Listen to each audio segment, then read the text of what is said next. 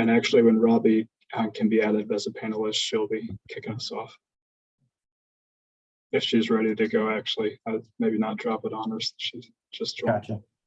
Okay. And good evening, everybody. It is Thursday, September 15th. This is the ANC 5D's September public meeting for their Zoning and Development Committee. We've got just like 4 items on the agenda this evening. We are going to hear from the development team behind zoning case. It's a 15-24, it's a second stage PUD for a project proposed for the Union Market area. And there's a whole team of them are here this evening and going to give us a presentation on this. They had actually presented at the Tuesday ANC public meeting, but I think the ANC had asked them also to present to us, and that way this actually honestly gives you more time than you had there, and you can take the full hour if you want, but I don't think you need that. But you can tell us about your project, and then that video will be reviewed by the ANC commissioners. Will often look at that afterwards. After they go, we're going to chat a little about zoning commission case 22-21, which is a planned PUD for M Street Northeast near the Arboretum's entrance. We're also going to talk about, there's a BZA case 20766 that is for an accessory garage proposed for house zoned RF1 on West Virginia Ave. And there was also a pending zoning commission case planned also for Union Market at the Motel 6 sites. We might discuss that as well a little bit. But anyway, I'm going to hand it over to Mr. Lawrence Ferris of the development team for ZC 15-24. And then it'll be Robbie kicking us off. Hi guys, thanks so much for having us tonight. I'm Robbie Sassarides. I'm a VP in the development group with JBG Smith. I'm representing the Gallaudet University JBG Smith development team partnership tonight, where the topic is Parcel 4. I will briefly give you an overview of the project because it has been going on since 2015. So you've probably seen me over the years and some of my colleagues. The larger project is known as the 6th Street development. And there are it's comprised of 4 parcels of land owned by Gallaudet University, all of which went through stage 1 PUD a few years back that was approved with the ANC's full support and OP's support. So we've got the community benefits set, the use, the density, all of that meaty stuff of entitlements and rezoning pretty much set. And the first phase, parcels 2 and 3, are actually set to break ground in about a year. We received our final zoning approvals in January, again with your support, so much appreciated, and we're excited to finally get the project moving. That first phase is multifamily and retail mixed use with some university space. Sorry, one step back. The 4 parcels flank 6th Street, hence the name 6th Street Development. In Union Market, so between Florida Avenue and Penn Street. They're on either side of 6th Street, and we'll show you some maps actually that'd be good to go ahead and bring up a map while I'm chatting, Oliver, if you wouldn't mind. Sure. So let's see. Can everyone see it? Yeah.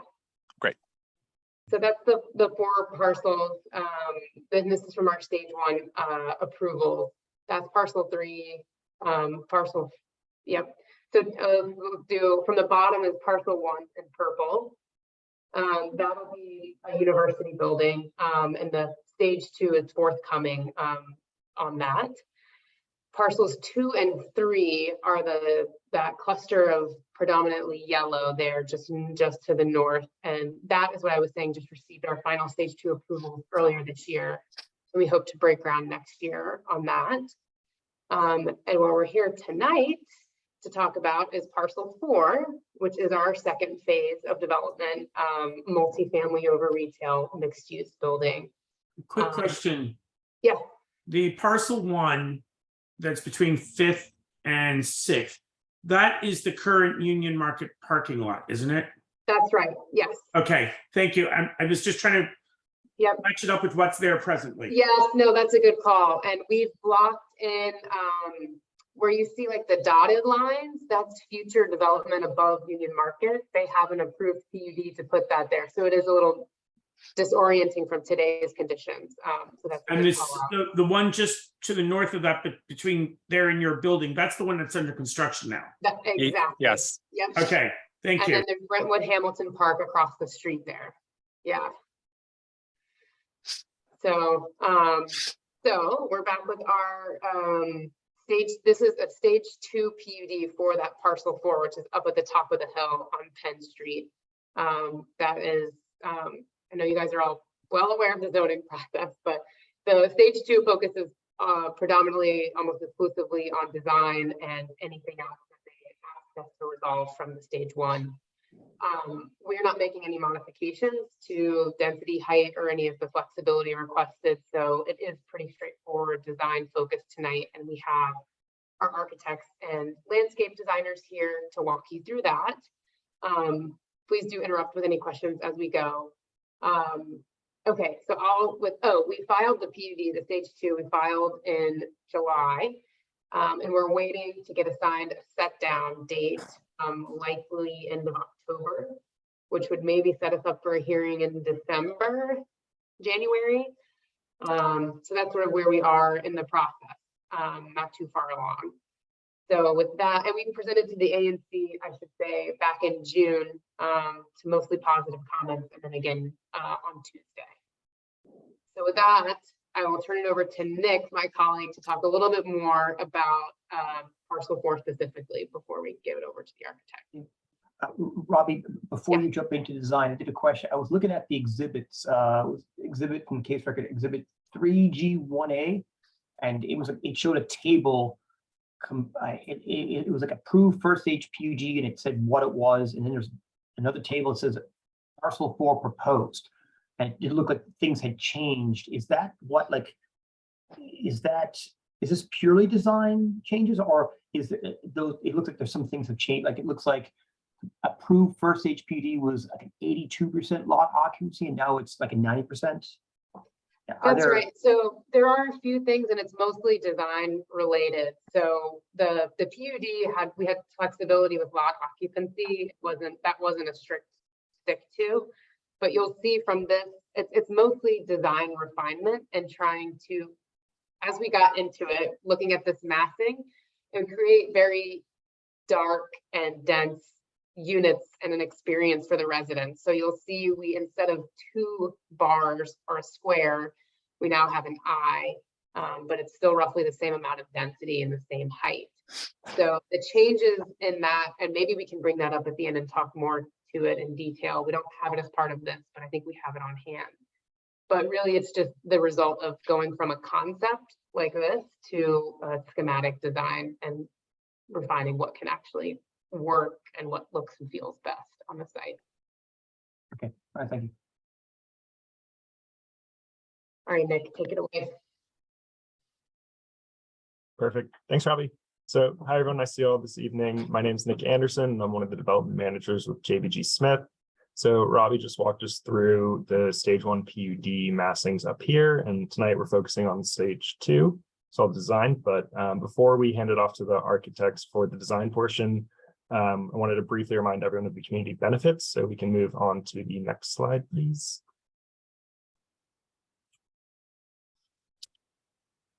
There we go. Perfect. So yeah, I just wanted to quickly remind everyone of all the community benefits and amenities package that was approved as part of our stage 1 PUD with full OP and ANC support. It's a pretty long list, so we'll just stick to the highlights. First and foremost, in terms of neighborhood development, the uses and benefits that we're proposing for our project are all net new to the site and neighborhood. We'll be providing approximately 60 units of affordable housing as part of the project, and the majority of those units are all at the 50% MFI level. We have executed a first source agreement with DOES, which will prioritize hiring local DC residents as part of the construction process. We have about 10,000 square feet of retail dedicated to the makerspace at a discount market rent. And additionally, we'll have 5,000 square feet of retail dedicated to deaf or hard of hearing entrepreneurs. Now, one of the really big goals of the project is to enhance the pedestrian safety along 6th Street. And we will do this by narrowing the right-of-way to slow traffic, installing a protected bike lane, and installing a tabletop crossing at Neal. Additionally, we'll provide about 65,000 square feet of open space, which will greatly improve the 6th Street experience. And in conjunction with DDOT, we're going to help with traffic mitigation by installing new signaling and new traffic cameras. And both of our open space and streetscape improvements recently obtained 2nd stage PUD approvals and set to start construction in the new year. And then finally, as it relates to sustainability, our project will be LEED certified. You can go to the next slide, please. So again, tonight we're just focusing on parcel 4 up on Penn in between 5th and 6th. And here are just a few images of the site today, where you can see it as Gallaudet's corporation yard, which is mainly used right now for construction material staging and parking for the parcel next door. So we're really excited to present the design of parcel 4 with you all this evening and serve as a welcoming entry into the neighborhood. And with that, I will hand it off to Oliver. Good evening, everyone. Thanks so much for having us as part of this presentation of this meeting. We're excited to present our design for parcel 4. I'm from Seldorf Architects. I have my colleague here, Michi, as well, who will chime in when she needs to correct me. And I also have David. David is here, who will also speak to the landscape component of the project. So let me get started. Both Robbie and Nick had already spoken to the site context or where we are located. I think the unique attributes of our site are related to the context. We are bordered on the along one side, we have at 5th Street along the historic wholesale retail spine. And then on the opposite side on 6th Street, we have the sort of campus of Gallaudet University and the Brentwood Hamilton Park, two very different sides of our site. And then we're located at the top of the hill of the Union Market District here along Penn Street. The site, due to its location, has a large 15-foot plus change in elevation from Penn Street down south to the bottom of our site. So we'll show you how we've taken advantage of that in section. Continue. So looking at some of our original massing ideas for the site, and how we actually refined the massing from what you saw earlier from the stage 1 PUD. We orientated the bulk of our massing in an east-west axis along the site, sort of working with the topography of the site and also having the majority of units also face south and optimizing for energy performance. What that sort of introduced is this space between these two massings that you can see where we've actually opened up the building on 5th Street, introducing an open entry plaza, which is the entrance to the building, but also a flow open from 5th Street with the retail wrapping into that courtyard and essentially extending that retail experience along 5th Street. And then as we move further east through the lobby and the sunken garden in the building, we also have a green roof on the 2nd floor on overlooking 6th Street and making that sort of connection between the green terraced amenity and the sort of green and lushness of Brentwood Hamilton Park along 6th Street. And then here, this last diagram, to complete the massing of the building, we introduced these sort of infill components here shown in gray, and we're sort of differentiating them here on this diagram because they do, I will talk a little bit later on, they do represent a unique material articulation that breaks down the building and helps us really look at the building with different types of material and reduce the scale of the building on what is quite a large site. And I think I wanted to just point out here also with this massing diagram here on the far right. So from this sort of maybe donut plan that we had, massing that we had in at stage one, we essentially removed one of the bars, have a central bar, and we've sort of expanded these courts and open areas on the west and east to allow more daylight to get deep into the building and to the units as well. So here, this is a section through 5th Street on the west. And as I explained earlier, that sort of green open entry plaza that then takes us through underneath this bridge building, as we call it, where the lobby is, the sunken garden up onto the 2nd floor roof terrace, and then down to 6th Street to beyond to Brentwood Hamilton Park. So with that 15-foot plus level change from the north down to the south end of our site, we essentially have 2 ground floors. This is the lower ground floor, and you can see here how we've started to articulate this main entry plaza along 5th Street, opening up the building to retail to the north and retail to the south. The retail wraps into the court, and there are also retail terraces that will be associated to those retail spaces for potential food and beverage tenants. The parking entrance is towards the south here on 5th Street. And just to reiterate, the lobby is in the center, leads through to the sunken garden. And then on 6th Street, we have more retail along 6th Street. We also have a secondary entrance for the building, and that sort of connects actually to the bike lanes. This is sort of thought as an entrance from 6th Street as well, but also an entrance for the leading to the bike storage rooms. The loading off-street loading is also on this side of the building here to the south. A brief interjection. Yes. Just to get back to the change in lot occupancy, the courtyard was not included in our stage 1. So that's just an example of some of the design refinement that we think benefits both the building and the public experience, that is just a result of a refinement over time. So the lot occupancy reduced with the introduction of the courtyard. Keep going. Yep. Then on the upper ground floor, we can see here on Penn Street, we have varied sizes of retail all along Penn Street. And to sort of further articulate the breaks in the building and the materiality that I'll talk about in a minute, we do have these insets in plan which extend the sidewalk and again also create retail sort of adjacent outdoor spaces that can be used by retailers. And we have that along Penn Street and also here along 6th Street.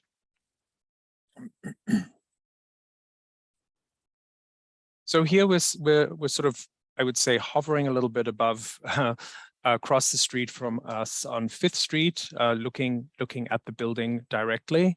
You can see here the entry plaza that I pointed out, the retail along 5th Street here.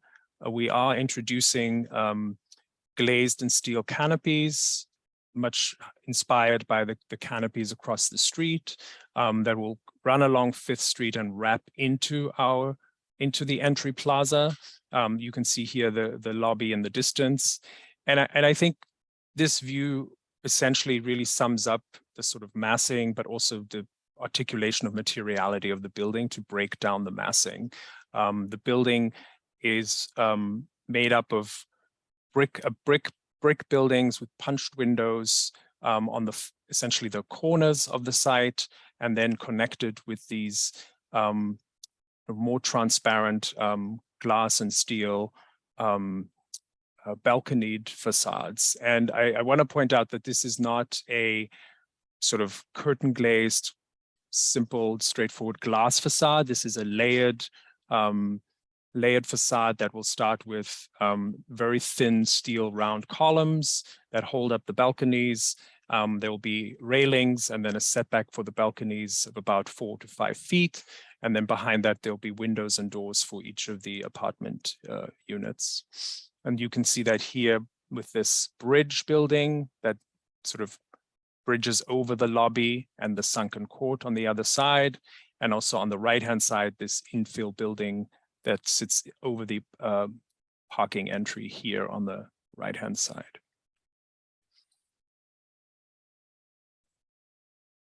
So we've included a few precedent images of Seldorf Architects' work, particularly that we've done that use masonry and demonstrate how we work with these materials and working with punched openings. We have here a variety of buildings, some with limestone cladding or brick buildings, as well as concrete buildings. And I think what we want to demonstrate here is really the articulation of the sort of four corners of the building that will be made of brick. We think using the brick is contextual here with what we see in this sort of post-industrial neighborhood and also on the campus. We think it's a material we like using and we've used, as you can see here, in other projects. And the texture and the longevity of the material is what we like, and just also like that it's contextual here. The punched openings in our building will be finely detailed with metal surrounds and metal sills, and the windows will be set back, so there is relief in the sort of shadow. It'll show shadow in the sort of brick facade.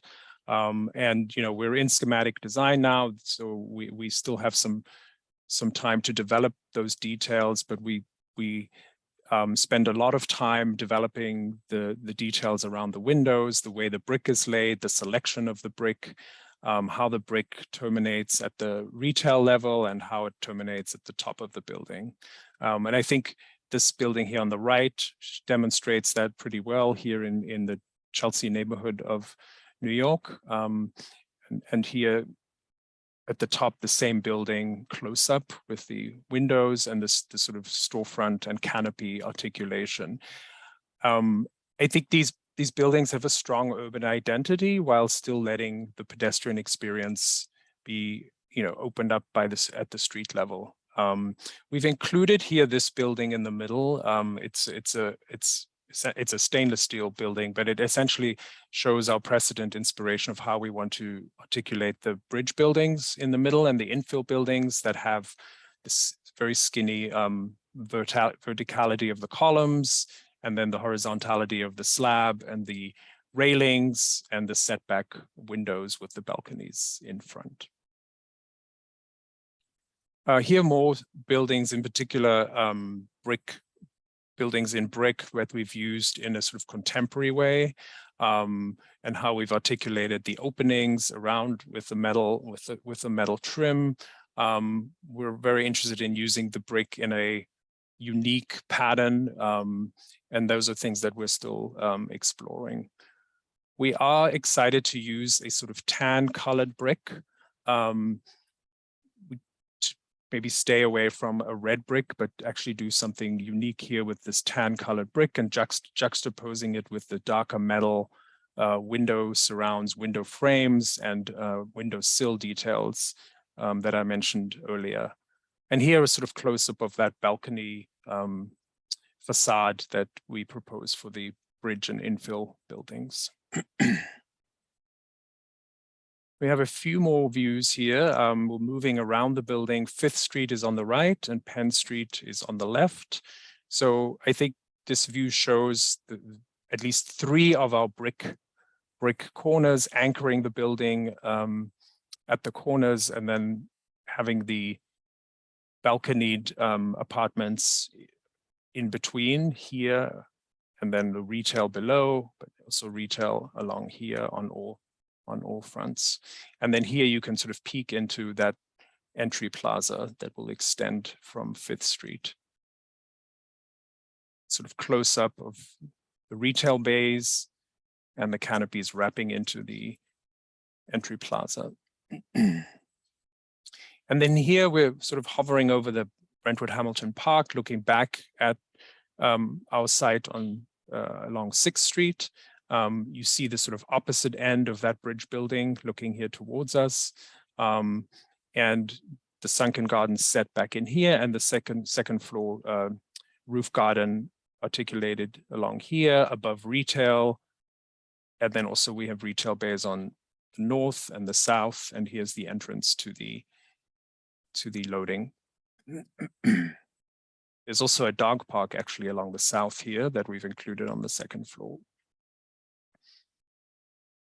I'll hand it over to David to talk more about the landscape component. Before you jump, I have a couple questions just about the building. What is the height from the finished floor to the ceilings on the 10 residential floors? A typical, you mean a typical floor to floor? Not floor to floor. If you're in, if I'm living in these apartments, take out a measuring tape. What's the height of the ceiling from the floor? Okay, Michi, do you know that offhand? Hi, well, our floor to floor is 10 feet. The slabs are around 8 inches. That is subject to change as we develop everything. So it's around 9'2". Okay. And what is the, I was looking at the plan, I Sorry, see, so you planned, I forget the total number of units, but I know there's 370 studios, 193 one bedrooms, and 84 two bedrooms. Do you have a table somewhere that just lists, like, I mean, are these like micro studios? Are these like, what's the average square footage of these studios?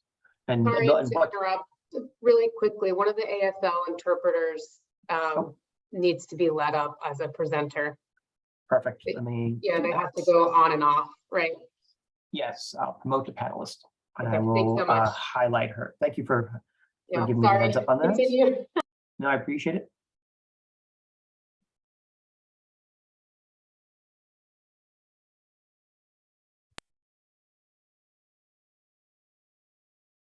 And I think I need to, where's the ASL interpreter? There she is, and I'm going to spotlight her.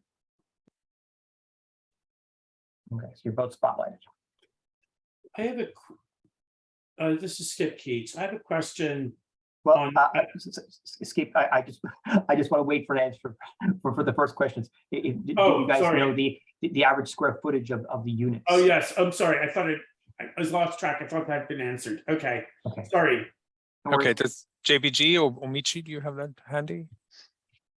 I don't know if we have a chart handy, but I don't know if we have the information. I can pull it up quickly.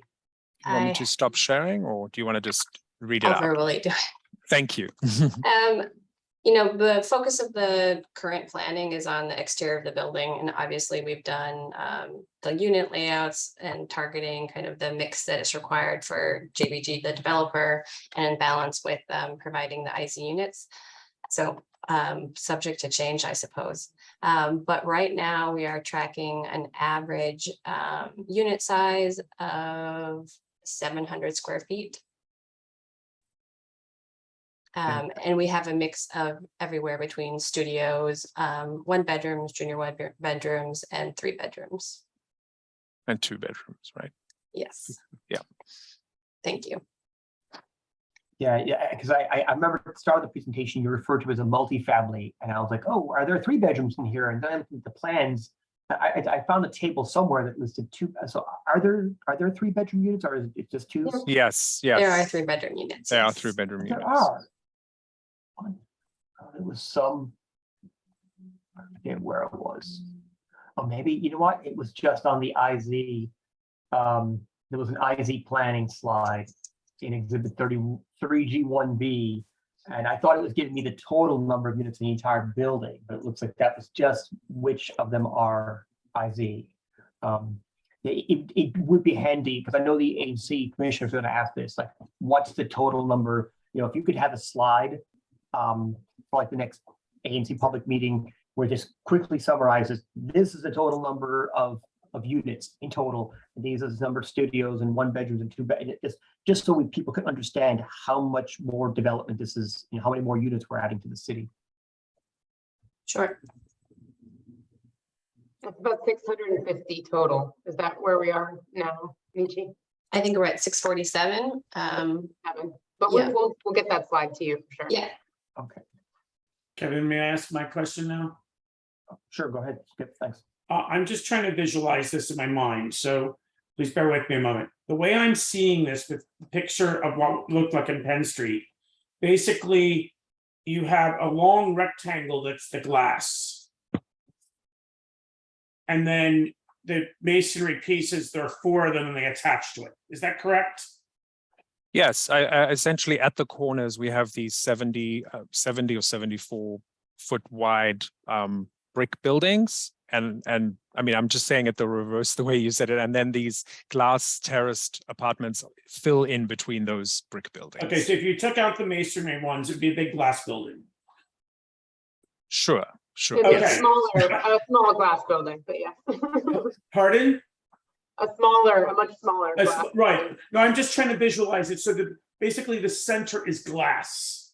Yeah. Okay, that's Yes. the way I was understanding it. I just wanted to make certain that the way I was seeing it was correct. Yes, Because yes. some of the views make the masonry look like it goes all the way across. So the masonry is on the corners here, and to your point, maybe you're referring to this view. The masonry does wrap in all the way a little deeper when you go into this court here, Okay. and then the glass shows up again in the back, and that's the opposite side of the glass that you see from 5th Street. Okay. Does that help? Yeah. Yeah, and that, in a sense, that would extend to the either side. And then this extends and you see it coming through on Penn. And then on this side, we have that other glass infill building that you see okay. over here. Yeah, exactly. and that wraps around. Yes, exactly. Okay. Yeah. Thank you. Sure. Shall we continue? Jump into the landscape? Or were there Should we- other questions? Should we continue with the landscape portion, or do you have any other questions? I have one more question. Of course. The depth of the balconies. So I know there's a new 3-story condo building next to mine, and the balconies, the kind of fire escape, kind of balcony / fire escape, egress at the back of the building. It's not that deep, so maybe 4 feet. And I often, I often wish that they had something deeper so they could use that as more living space. Because I've got a nice guy at the back of my house, I have a 10-foot deep porch. We hang out there all the time. It's nice. Is there like a zoning or a technical restriction that prevents you from making those balconies like slightly deeper, like 6 foot, or like is there? Like I know you're going for a cleaner look, but maybe you don't want them extending too far out. But are there zoning or technical restrictions from having those balconies deeper? Again, not, and actually, JVG has spent a lot of time overanalyzing, you might say, balconies ever since the pandemic hit and the emphasis that everyone places on outdoor space. So we've developed our own guidelines too, to ensure that the space is usable. We even place furniture there to make sure that it's usable. So it's a function of both the depth and the width. And I think that's what's so great about these balconies. They undulate. I don't know, Miki, the exact depth, but it's top of mind for us to make them actually usable, furnishable, livable. Absolutely. But I don't know, Michi, if you could provide the. Yeah, of course. So you can kind of see in this image here, and maybe I can even annotate, you see how it's deeper and more shallow. I'm pointing over here. So they do undulate between a 6 foot and a 4 foot balcony. Part of the reason we do that is, one, it's sort of hard to see in this image, but you can see shallow and deep.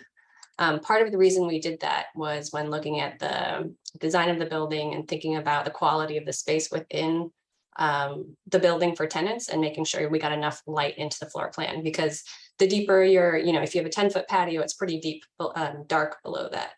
The other thing I will note is that when you have a balcony of a certain size or kind of framed within exterior walls within a certain dimension, by zoning, you have to start including it as gross floor area. So in order to make sure we achieve the best balconies we could, we are including them as gross floor area on the project, whereas typically you don't have to count them.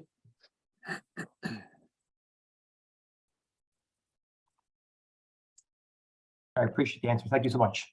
And I appreciate the context about how if you made them really deep, all you're doing then is killing the light for the units below. So yeah, I hadn't thought about that, but yeah, I appreciate Right, that. unless it becomes a terrace building, but if it's cantilevering over 10 feet, will really darken the living rooms below or bedrooms below, right? Yep. I have a question real quick. Yep.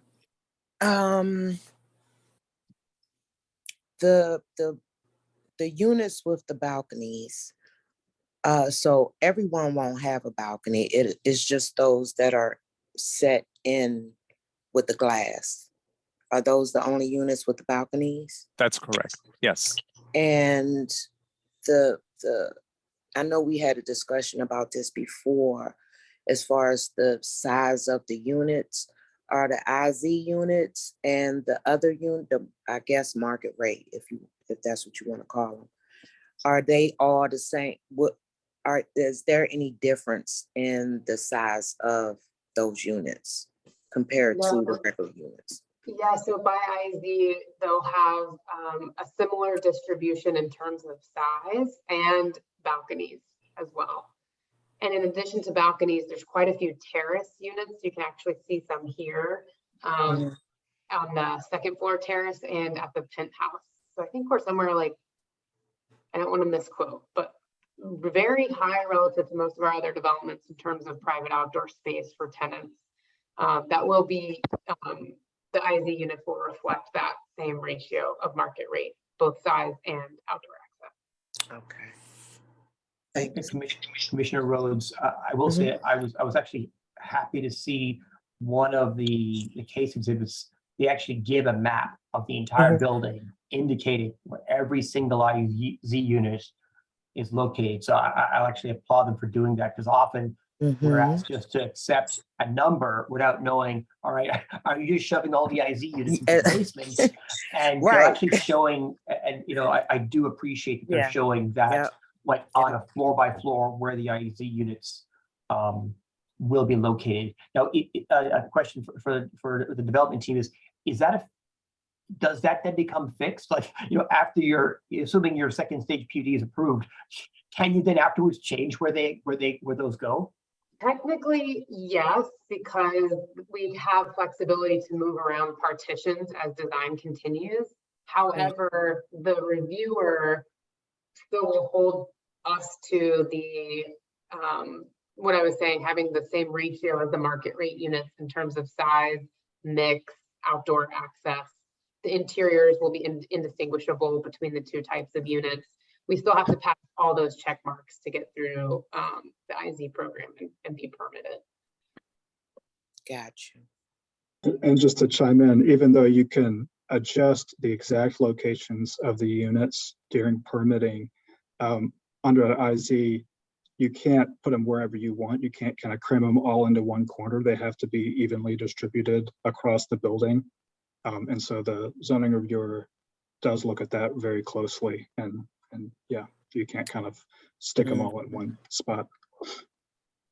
Great. Not that we would do that anyways. I hope not. You're protected. Well, thanks for that clarification. Sure. Okay, David, we'll let you take landscape. This is actually really great. I love the landscape of this project and how it's developed. So. Thanks, Robbie. Yeah, it's a pleasure to be here and to share this work with you all. Future Green has been a part of the Union Market and 6th Street plan back since 2015, and it's been nice to see the different parcels through this process, and really excited to be here to share Parcel 4. As you can see from this overall roof plan, there's just a really wealth of green spaces throughout the project. And I think we're trying to offer up kind of a multiplicity of types of spaces, both private and communal, to really add to the urban lifestyle. Wrapping around the building at the ground level, there's a number of occupiable zones along 6th Street, Penn Street, and even at 5th Street, we have over a 30-foot wide sidewalk, and a lot of large flex zones that will help kind of guide people into the entry plaza, which we can look up at more in an upcoming slide. On the second floor terrace, there is a pet park. And we think that that is a great amenity to add back to the neighborhood. It's really generously sized, and will offer a planting buffer to some of the units as well, which should help baffle some of the noise we might expect to find there. And the courtyard garden at the second floor terrace is also really a showpiece. There's both the lower garden that's visible from the lobby, which is kind of like almost like a terrarium or jewel box kind of design. It's occupiable, and really a kind of a lush landscape that's largely a visible garden from the interior.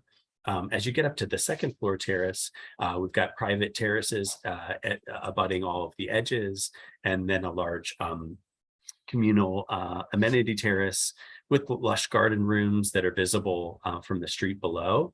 So as Oliver showed that previous rendering, you'll really be able to kind of get the visual glimpses of green from the ground below. Well, Skip, I saw you had your hand Yes, I have raised. a quick question. Do you want to jump in, please? Yep. From that sunken garden up to the second floor terrace, is that a ramp that goes up to it? It's a staircase. But there is accessible. Both spaces are ADA accessible. But can you go from one to the other if you're in a wheelchair? From one to the other, no, it was not planned to do that. You can Directly. get there via elevator. There's an elevator right to the side, but no. Right, But not from garden to garden. Yeah, it would be too steep. Okay. Yeah, I'm just thinking that it might be nice if you have the space, even if it wraps a little bit, to do a ramp. The reason being, if someone's in a wheelchair or they're having just general trouble walking with a cane or walker or something, and they're talking to someone, they'd be able to go from one garden to the other. And accidents happen. So you might have people in crutches or something, having to go back over to a lift and then come back to their friends is somewhat, and I'm just throwing that out there as something to consider. Yeah, no, it's a good point. I'm afraid it might become largely ramp in that whole space, but it's certainly something we could look at and see if it's feasible. What I was thinking is it looks like you had that sort of like trapezoidal thing in the lower part. If you wrapped it around there, so coming down around this little thing here and just had a gradual ramp with exits off, you would probably have enough space to wrap it up and up to it. Do you get what I'm getting at? Yeah, I would have to study it to see if it's feasible. To be honest, Skip, I mean, I love your intention, but it seems like it would be a real challenge to accomplish a ramp, but certainly something we could look at. Yeah. I'm conscious to that. What I do for a living is accessibility related stuff. Absolutely. So I'm just throwing that out there as something to look into. Absolutely. I think it would be a nice thing for the people who are using the space, or you have people with baby strollers. Sure. David and Skip, as somebody who has a new addition to my life, and I'm constantly, is that Skip speaking? I'm sorry. It was. Go ahead. I'm done. It was, yes. Yeah, sorry, I couldn't see who was speaking on the screen, so I wanted to make sure I was addressing you correctly. But the floor to floor height change there is almost 20 feet. So it is a significant amount of ramp that would be required. What isn't shown in the landscape plan are sort of the intermediary plans and the proximity of how close the elevators are, which are sort of right here. And then we have entrances and exits right onto the terraces there. Not to say that David's team isn't very creative in the way that they can address landscape and possibly introduce it. And we should definitely look at it, but I wanted to put that 20-foot, 19-foot figure it out to you. Okay. Because I think you will understand what that means. Oh, yes. I no longer am in one, but for almost 3 years, I was in a wheelchair after an accident about 20 years ago. So I'm hypersensitive to that stuff. Of course. So on these plazas, so this is Marshall speaking. The entry plaza is clearly open to the public as part of the retail experience. Are the second floor terraces open to the public, or is that a tenant amenity sort of area. These are planned to be tenant amenity areas, The interior ones. the interior ones. Yep. And I will get to the entry plaza. We could actually jump there now. I would do you just wanna- also wanna- note on that roof plan, I'm sorry, Oliver, just that there okay. is a penthouse garden as well. So you can see that that's the largest of the private amenity spaces, with lounges and dining areas and grills and pools and all that kind of stuff. It's quite a substantial space. And then you see the way that the gardens kind of wrap around the building and provide, a more private terrace Mhm. spaces as well. If we could jump to the next slide. I mean, I'll just jump over these and we can jump into the plaza and maybe address your comment, but we are looking at scalar studies. And well, I guess we can go back there. I think Sorry, which slide? I'm confused now. Which I'm slide you sorry, want? Oliver, could you go back to, I'll speak to This these one? briefly. Okay, Yes. great. But I will address the comment about the entry plaza and access. So I just wanted to say with this that roughly we've got 6,600 square feet of that entry plaza.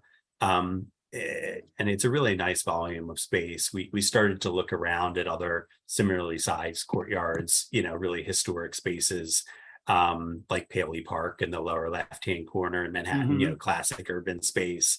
There's many takeaways, I think, from each of these, but just, knowing that it is a really kind of generally size space, even with the retail kind of abutting some of the edges, with which to create meaningful public space. So we're kind of using many of these projects as kind of inspirations. Obviously our concept for this project is different, but many kind of great takeaways here.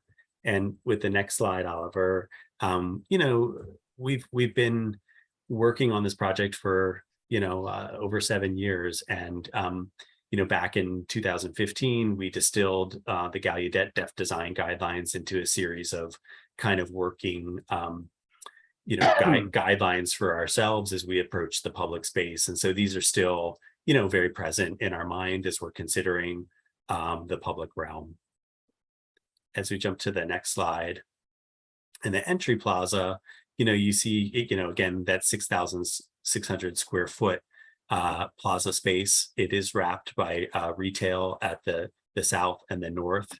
And as Oliver noted, there is a really substantial grade change from north to south as well. It's a very steep slope. So one way we were able to create accessibility throughout was to create this kind of landform which occupies that kind of upper left-hand corner.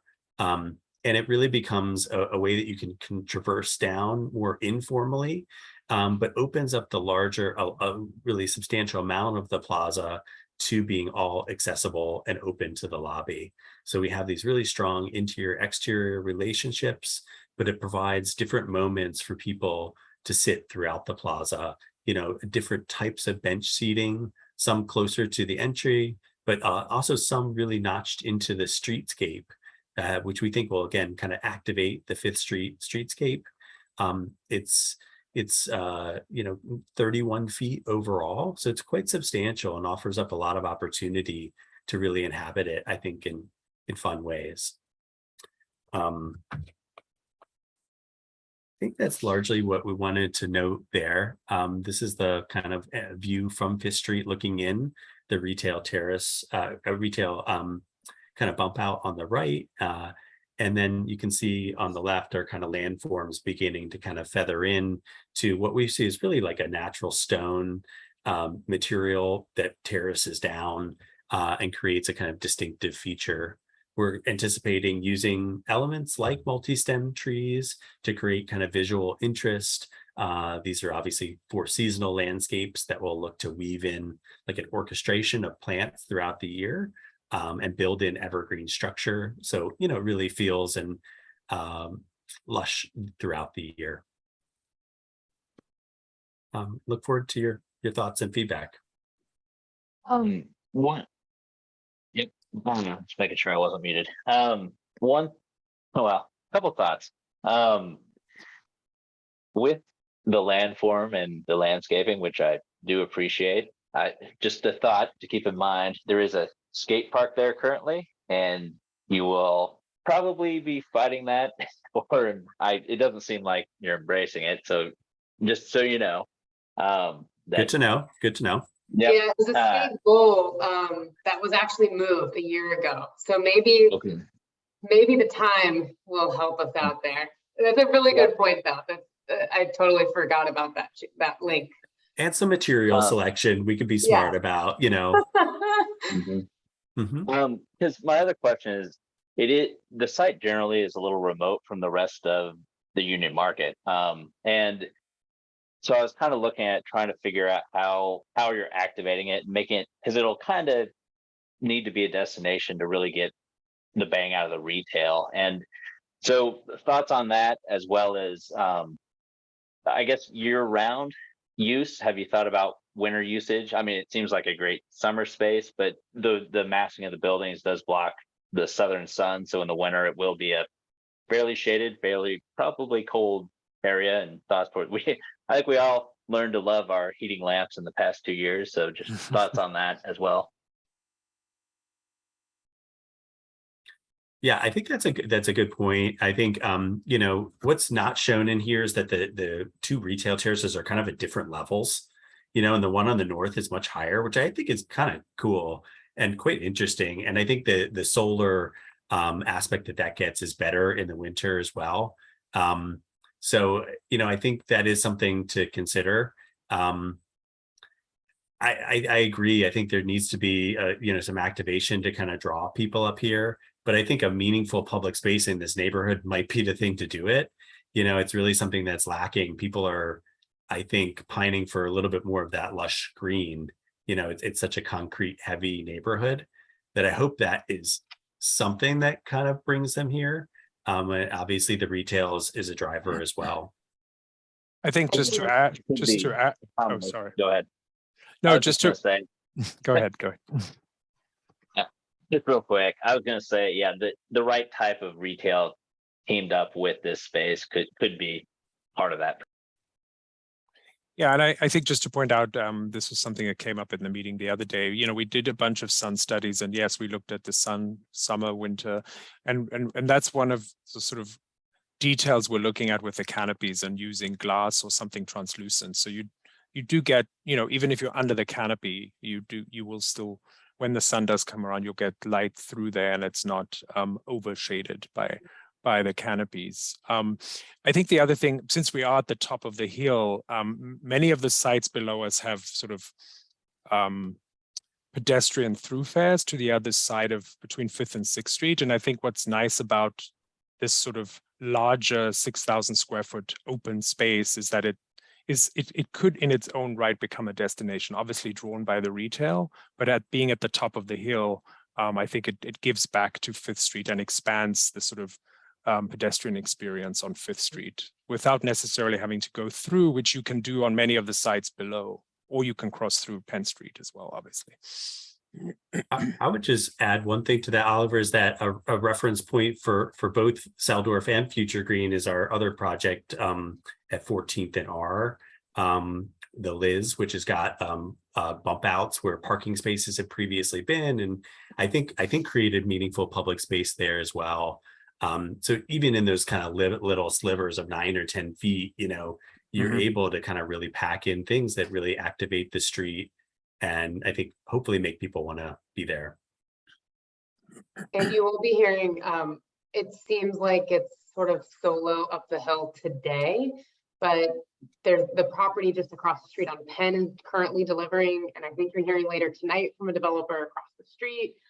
So it seems like sort of the energy will not shift, but extend up the hill, and it's really in between from Morse all the way to Penn, and it'll feel more of a holistic, vibrant neighborhood as the small area plan sort of flushes out over time. This is on the 5th Street side, so it is sort of addressing, or not address, it's in conversation with, I guess, the existing old warehouse or wholesale sort of storefronts, correct? That's right. Yes. What I'm curious to know is, does anyone know what will be on the north side of Penn? Because that would affect the retail that's in the upper corner there. Right, so we don't know. I mean, currently that's where like the Angelica pop-up is. Exactly. That strip. That's more on 4th Street, actually, I think, isn't it? There with the No. In the Dolce. Dolcezza. It's on Well, Penn. Chase, I think that's up Yeah. on And- that part of Penn between Right. 5th and 6th now. And Angelica's right. right next to it, yeah. Right, And then Songbird is now up Are you there. talking and about this? Songbird, yeah, that's Yeah. right. Dolce, Songbird is up there, and then the movie. I The just lost the Angelica. name. Yeah, Right. Angelica, I think, is up running off the top corner of that. There's a hotel up there now too, Selena. That's not on this block, I don't think. The Anyway, let's not get bogged down on where Right. Angelica is Yeah. located. Edens, you can ask Edens, they own all of this and they're presenting later tonight, so you can ask them all about the context. of what Okay. they plan to do there. I We'd was love just to thinking know, that too. I was just thinking that what would activate the northern part of your complex would be essentially what's across the street in both directions, right? Here, yeah. Yeah. Right, yeah. Yeah. So I think ultimately it'll be double-sided retail there. Okay. And that's the vision for Penn Street, I think, from everyone that owns property. Thank you. there. Yeah, yeah. I have a question. You mentioned bike racks. Are those the bike share racks or bike racks for the residents for their personal bikes? There These are, the- so go ahead. Yeah, for the residents, but we're delivering a capital bike share station as part of our other parcel, parcel 2. That's Mhm. just to the south. So there will be a capital bike share station as part of the project, but just more central. So, say for instance, if they have a personal bike and they don't want to park it outdoors, is there any way that they can store them inside, like any racks that would be For- inside the? Yes, for personal bikes, yes. So on Yes. this 6th Street entrance here, the secondary entrance I'm Mhm. pointing out, alongside the bike lanes that will be introduced on 6th Street, there was an entrance here, and then you can go down to the floor below, and there's a large bike room there with racks. Cool. Yeah. Okay. Yep. As part of the project just due south, where you are putting in the capital bike share, how many bikes? Like, I know that they kind of come in modular chunks. Yeah, many it's bikes? it's the modular chunk that DDOT Mm. has. I don't know if this is the one night we told Girls Play they didn't have to join us, and we got a question that they could answer. I don't know, David, if you recall how many bikes are on that. I wish I did. Module. I'm sorry, Robbie, I I know, don't. that's- Yeah. We can get back to you. We'll get back to you on that Okay, thank you. answer.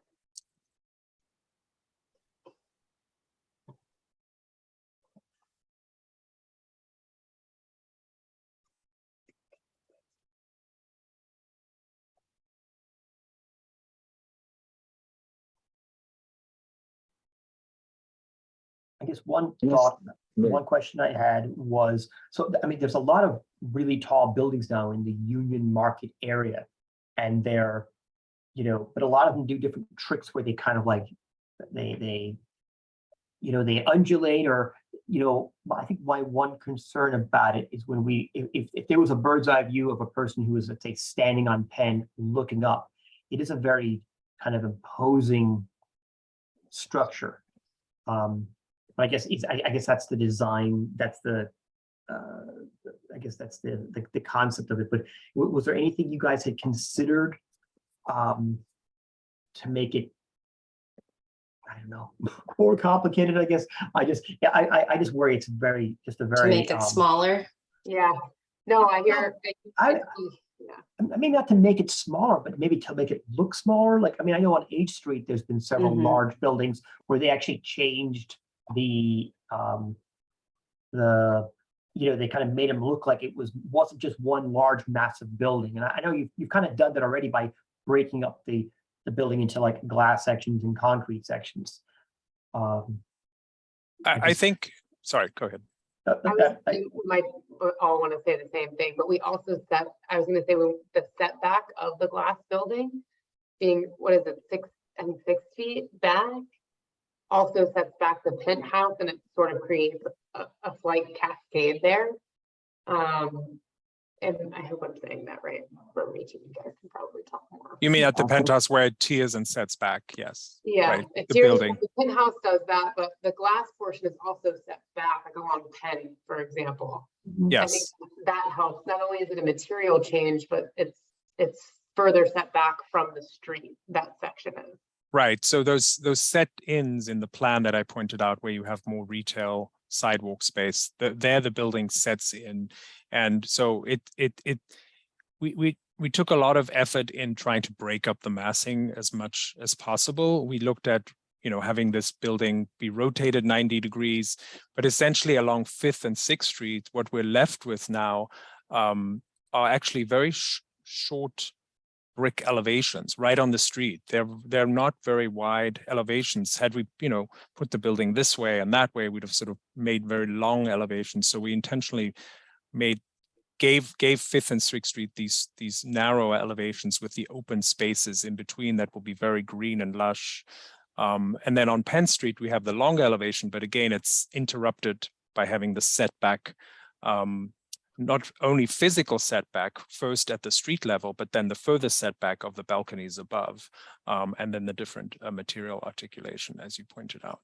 I think it's really successful on that Penn Street rendering that you have. It shows that, and I almost wish you did a similar thing where you do turn in and it does become mostly brick on the Paris Park side, so the 6th Street Park side.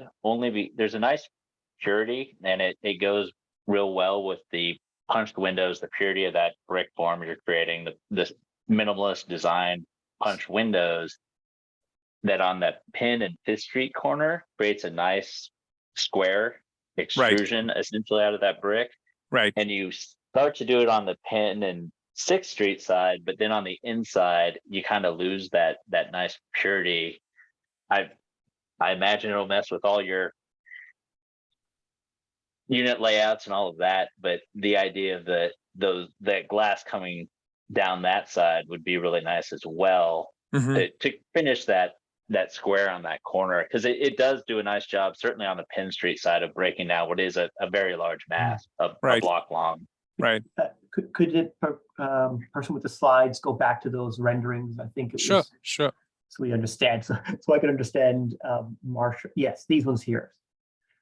Yeah, I think, I mean, I'll just see how I interpret, but I think on this side, as you said, these are square in plan, actually, right? These are almost 74 by 74, something like that. And then you have the glass, and then when you move around the building, as you pointed out, you see the square here and here. I think where you're saying then we continue the brick in is here. So the brick goes in further than it does on the outside. I would say one of the reasons, and you can see from our precedent images, that we like to keep things as uncomplicated as possible so that the materiality, the proportions, and the detailing shine through. And you'll notice that just inherent in our designs, we use very few angles and curves, although we're starting to explore them.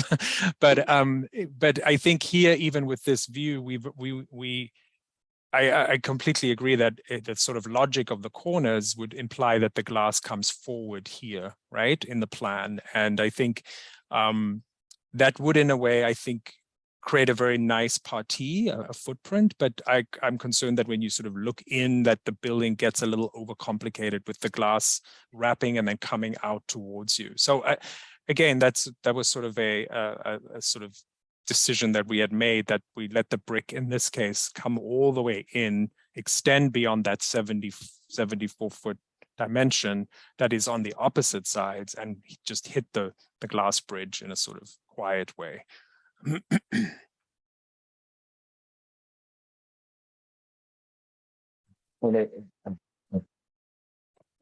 You can see that period, and I think the 5th side looks really nice. I do I wouldn't go so far as to say I'm concerned, and especially depending on what 6th Street becomes with some of the plans, that's becoming more and more pedestrian and less vehicular anyway. But as you walk north on 6th Street, you really will get a sense that they're two longer masses of a building that be, you know, that are next to longer masses of a building. So I'm not necessarily saying it's, you know, doesn't Yeah. match the context, but Right. Yeah. I do want to point out on Penn Street, as this image, sorry, let me get the right image, as this image shows, you know, the glass facade that interrupts the brick does, as you said, continue all the way and then identify the brick corner. This exact same thing happens on the south side of the building, which unfortunately is hard to see. When you look in here, that glass facade does come all the way forward, matches the Penn Street side, and you'll have that glass corner there. So when you come up here, the brick, you'll see the brick stop and then the glass start. Does that make sense? So this side of the building is very much like the Penn Street side. It's only here that the brick does extend in and make the brick building a little bit longer. There's something that's how it interacts with Yeah.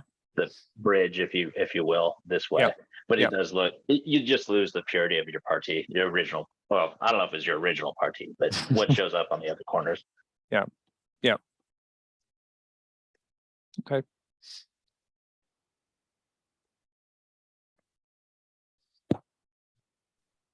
So I think we'll follow up with that chart, the slide on the units and the capital bike share count from our other parcel.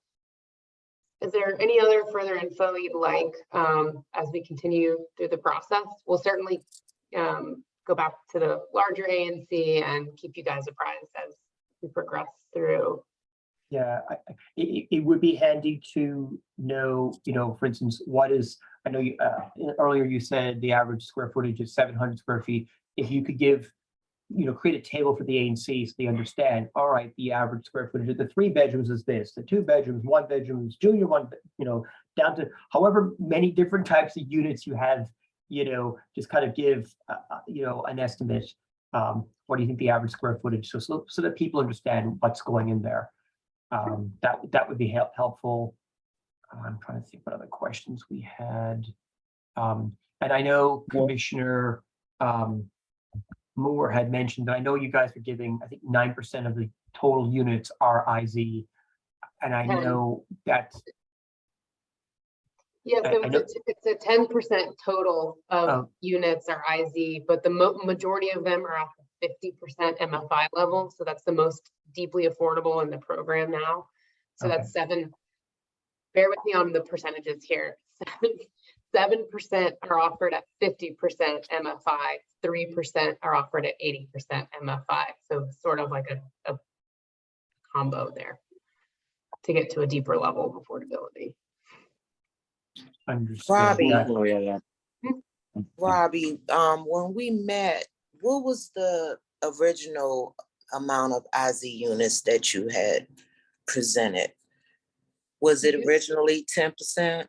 Yep, that's right. So that because it was all part of our stage 1 PUD, that's been consistent for some time. Gotcha. Quick question. You may be planning on mentioning it later. How much parking is in this building?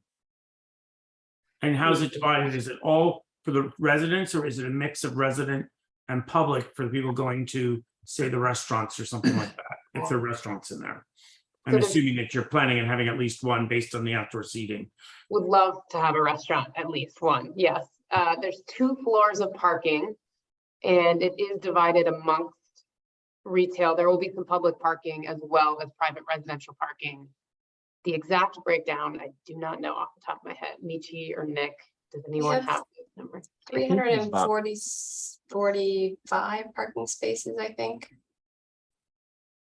I think like 60 were retail when I was looking through your documents before, something like that.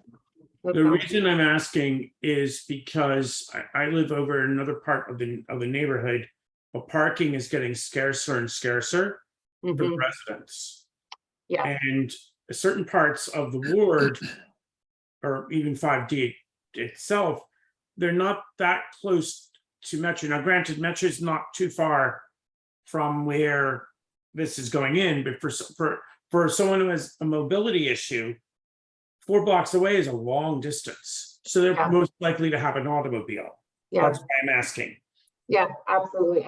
And not to mention the hill, just getting down to the Metro from here. Yeah. Is a big step. Yeah.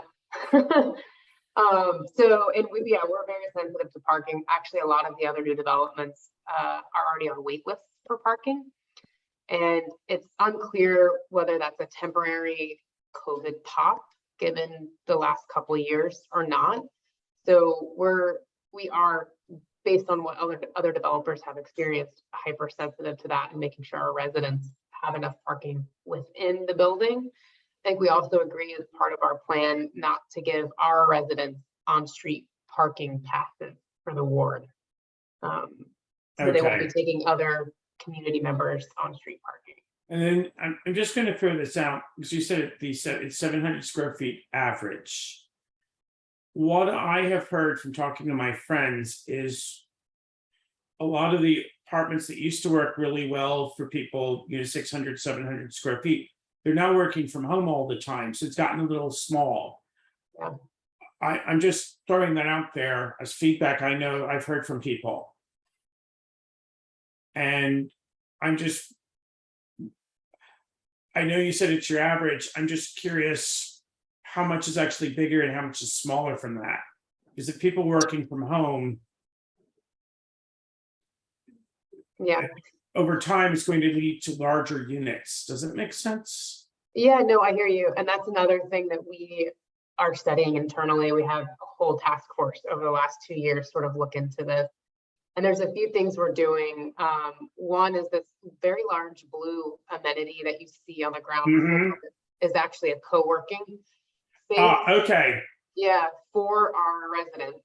So that helps with some of that alleviation. Yes, it would. Okay. And then also part of the design of where units allow, we've put in like little nooks where folks could bring their own desk.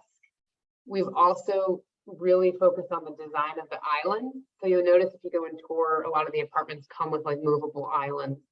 So we've focused, and we haven't gotten there, and it's not part of this PUD, but just so you know, sort of like how we're thinking about it, because it's a very well taken point, and you hit the nail on the head.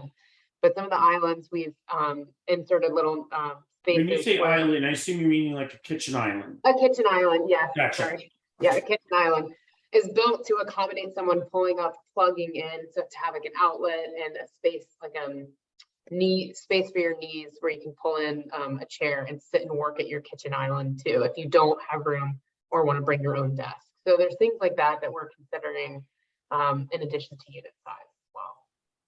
Okay, because that's been one of my concerns with a lot of the stuff that's going up. A lot of the sizing in my mind is still pre-pandemic. Yeah. Well, because of course it was planned before the pandemic. Right. But the realities have changed a little bit.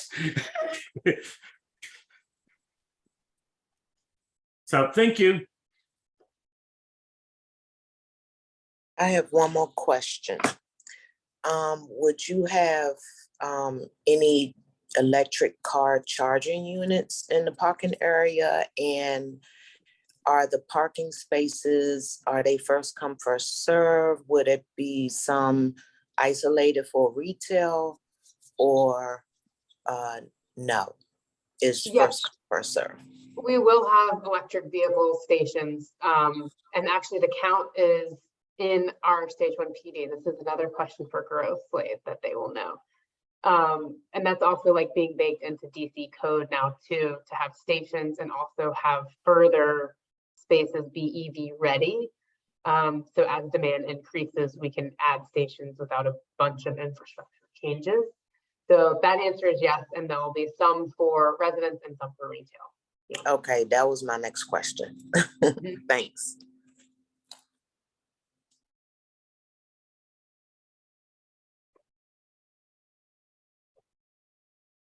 So it's getting a little late here. I want to be a little respectful of people's Sure. time. And I know we had other items on the agenda, but you guys were the only presentation tonight, so Okay. I don't want to keep you guys any later. This has been actually very, very helpful, and I appreciate your time explaining the design to us in the community. And I know some of the other ANC commissioners will end up probably rewatching this video off the YouTube link, because you guys definitely got into some more detail on the design and the amenities in this versus the Tuesday meeting. So we really do appreciate it. Sure. Thank you, guys. Okay. If anything else comes up, reach out. I think you have Lawrence's contacts, and Lawrence, you can provide them with Nick and I and the wider team. We're happy to answer questions as they come up and provide any more follow-up info. Great. Okay, Thanks so much. guys. Thank you. Thank you. Have a Have a good night. Appreciate it. Thank you. Thank Sure. you. So, Marshall, the other items on the agenda, and Skip, the other items on the agenda, we don't have to, I don't think we have, I don't want to, we're already running late here.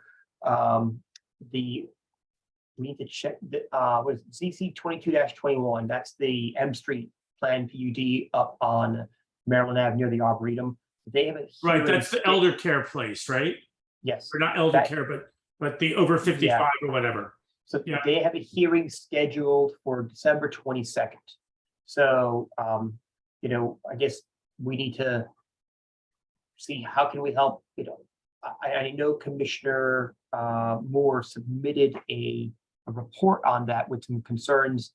I know, Skip, you had raised some really good concerns at one of the recent meetings where you're like, hey, they're building right up to the lot line and they're effectively removing what used to be a public path. So Yeah, that, you know, I don't think they've addressed any of those designs. They're just plowing forward. and honestly, that public path, it would certainly be long enough for them to make it the entire thing just a ramp, which would be So- good for their own people too. Yeah, so I think there's going to be concerns with that project. Right now, they're going full steam ahead. Office of Planning submitted a report stating that the double negative, they were not opposed to the project. So it wasn't exactly a Endorsement. a strong endorsement, but they were not opposed. They're probably going to try to see, but I think the ANC probably has, you know, has some work to do before that December meeting. Because if, you know, the ANC is quiet about it, what proposals is what's going to get built. I know Commissioner Moore has already submitted something, but, you know, I think Commissioner Moore's will be on maternity leave sometime, not too far in the distant future. So you guys, the ANC may need to schedule a vote in the, you know, October time, actually maybe next month, because some people may argue that a vote in November is a lame duck vote because it's a whole new crop of ANC commissioners coming in next year. So Yeah, what else? There was also a BZA case, minor one, 20766. That was for a project at an accessory garage with a rooftop deck. that's the one we reviewed a month, just before summer, wasn't it? Yeah, 2 we months ago, reviewed it yeah. in June, and the DDOT or OP, DDOT really objects to it. They were like, it's fine, but OP put a pretty harsh statement like it was not okay.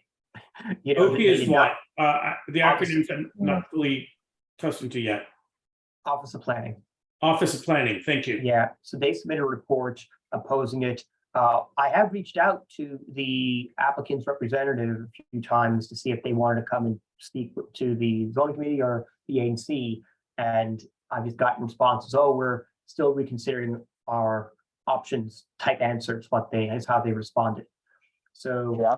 Planning, What was say the why. objection of the Office of Planning? let me look for it. Sorry, I think I may have interrupted Marshall. That wasn't my intention. She was asking the same question, so. Oh, okay.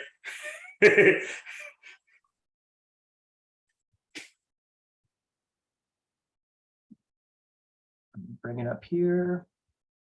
That's DDOT's. See if I can share my screen.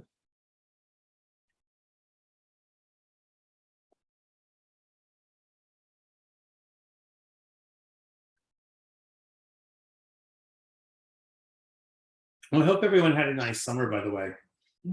Thanks, Skip. All right, you see my, this is the report from their case record. Denial. Yeah.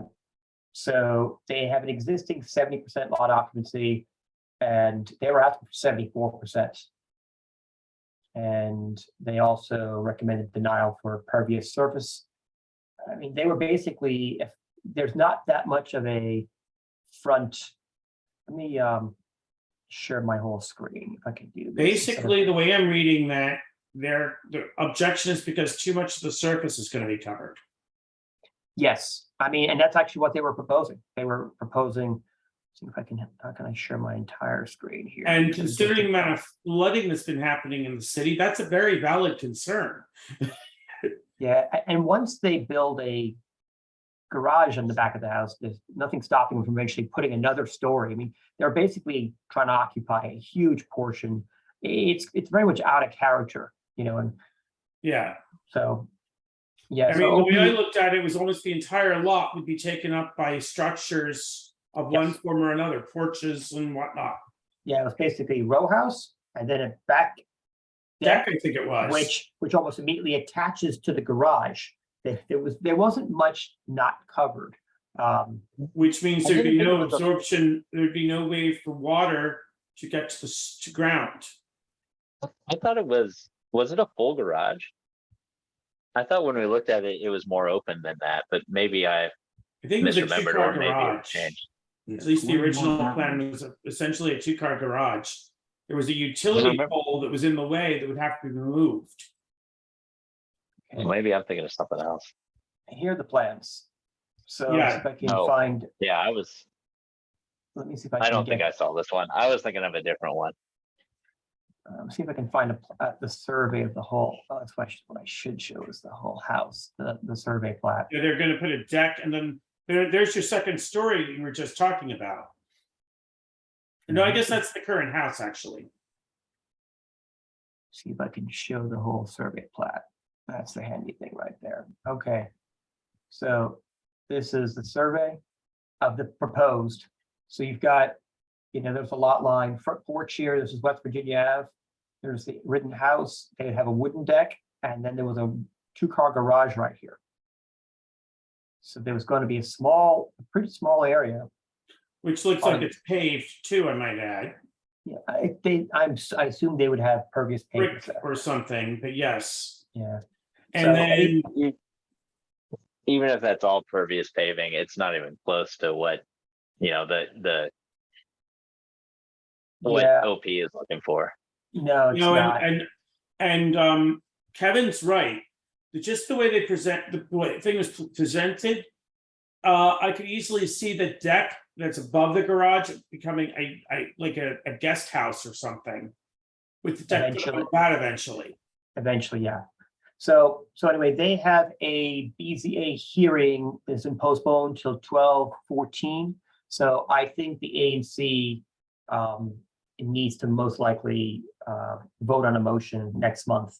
So that's submitted to the case record. So they have on the record, because that's right now, the ANC has not submitted, has not voted, you know, they haven't taken a stand on the issue. You know, generally speaking, if OP doesn't like it, it's not going to fly, but it would still be appropriate for the ANC to weigh in. So, you know, Commissioner Rhodes. Well, by the way, Skip, we do want to wrap up a little bit because actually we don't want to keep the ASL interpreters longer than they've been scheduled here. Yes, Kevin, what you was asking?